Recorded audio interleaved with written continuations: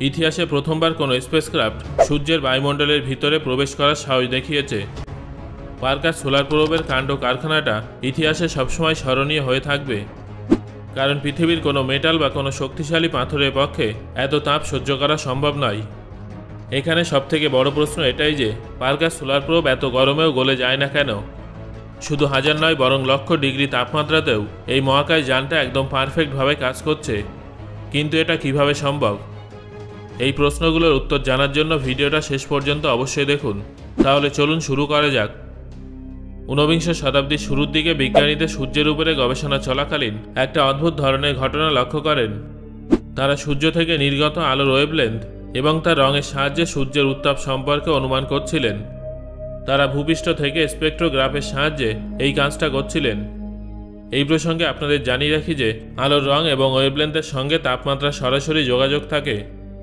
বিজ্ঞানীদের সামনে যে ফলাফলটা এসেছিল সেটা এমন একটা রহস্যের জন্ম দিয়েছিল যেটা আজ পর্যন্ত কারোর পক্ষে উদ্ঘাটন করা সম্ভব হয়নি। তারা দেখেন যে সূর্যের পৃষ্ঠের তাপমাত্রা 5500 ডিগ্রি সেলসিয়াস হলেও সূর্যের সবথেকে বাইরের স্তর করোনার তাপমাত্রা আশ্চর্যজনকভাবে 5 লক্ষ ডিগ্রি সেলসিয়াসের থেকেও বেশি, অর্থাৎ সূর্যের পৃষ্ঠের থেকেও কমপক্ষে 100 গুণ বেশি।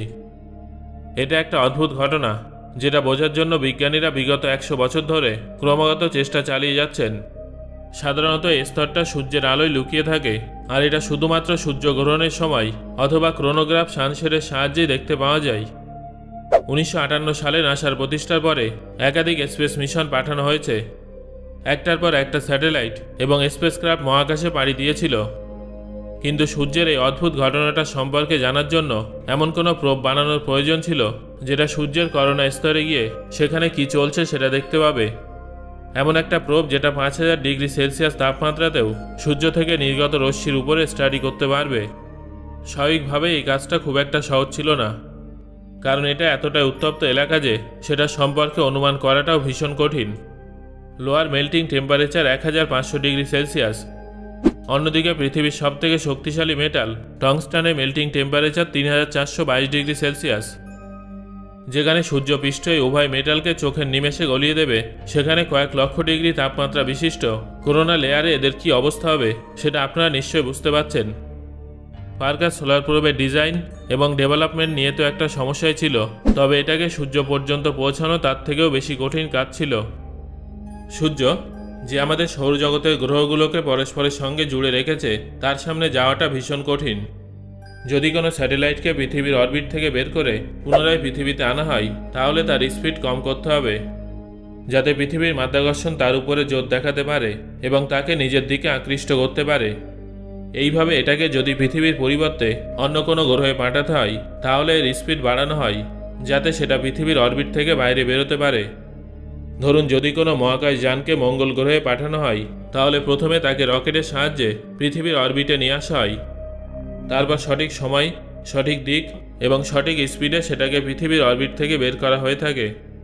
পৃথিবীর অরবিট থেকে মহাকাশ যানটাকে বের করা প্রচণ্ড এনার্জি কনজিউমিং একটা ব্যাপার।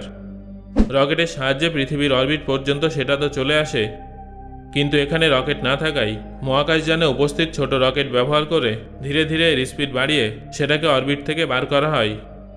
যেহেতু পৃথিবী থেকে সূর্যের তুলনায় মঙ্গল গ্রহ অনেক কাছে আছে, সেই জন্য যে অ্যাঙ্গেলে মহাকাশযানটাকে লঞ্চ করা হয় সেটা এতটা বেশি হয় না। সূর্য এবং পৃথিবীর মধ্যকার দূরত্ব প্রায় 15 কোটি কিলোমিটার। পৃথিবীর অরবিট থেকে বের করে একে সূর্যের অরবিটে প্রবেশ করানোর জন্য অনেক বেশি অ্যাঙ্গেল এবং প্রচুর এনার্জির প্রয়োজন হয়।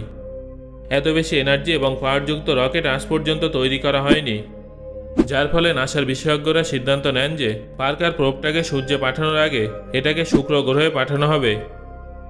শুক্র গ্রহ হলো আমাদের সৌরজগতের দ্বিতীয় গ্রহ, যার মাধ্যাকর্ষণ ব্যবহার করে পার্কার প্রোবের স্পিড বাড়ানো সম্ভব। কিন্তু এখানেও একটা সমস্যা ছিল। আসলে শুক্র একটা ছোট গ্রহ, যার ফলে এর মাধ্যাকর্ষণও কম।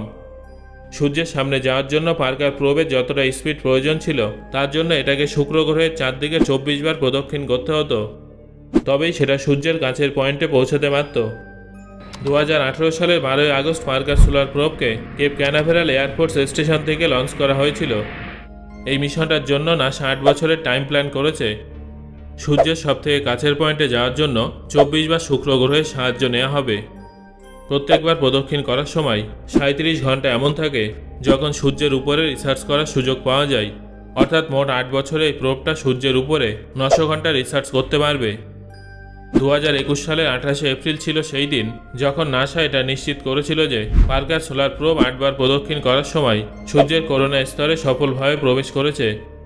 সূর্য পৃষ্ঠ থেকে করোনা স্তরের 100 গুণ বেশি উত্তাপ হওয়ার ব্যাপারটা একেবারেই সত্যি ছিল, যেটা পার্কার সোলার প্রোবও ভেরিফাই করেছিল।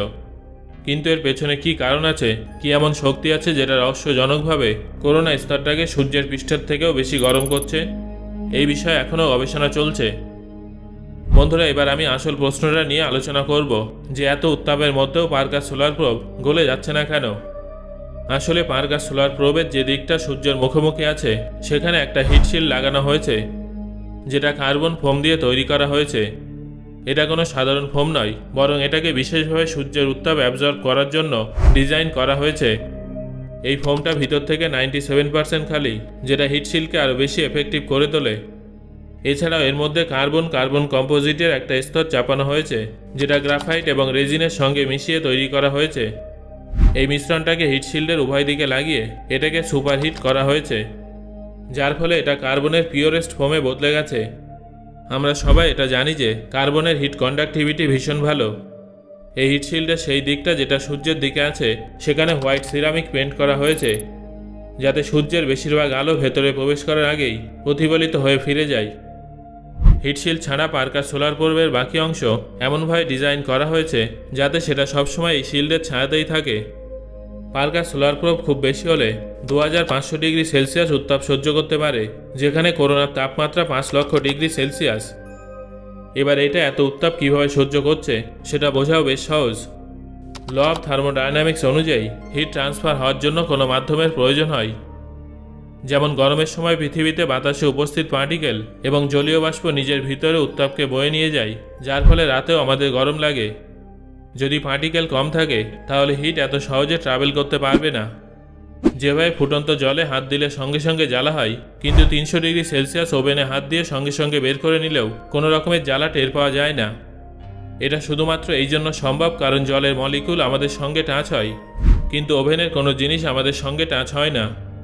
বিশেষজ্ঞদের মতে পার্কার সোলার প্রোবের হিটশিল্ডে 1200 ডিগ্রি সেলসিয়াস তাপমাত্রা থাকে এবং তার পিছনের দিকের অংশ যেখানে সূর্যের আলো পড়ে না সেখানে তাপমাত্রা মাইনাসে থাকে, কারণ সেখানে কোনো পার্টিকেল নেই যেটা হিটকে ট্রান্সফার করতে পারবে। এই জন্যই পার্কার সোলার প্রোব সূর্যের এত কাছে থাকা সত্ত্বেও সেটা গলে যায়নি।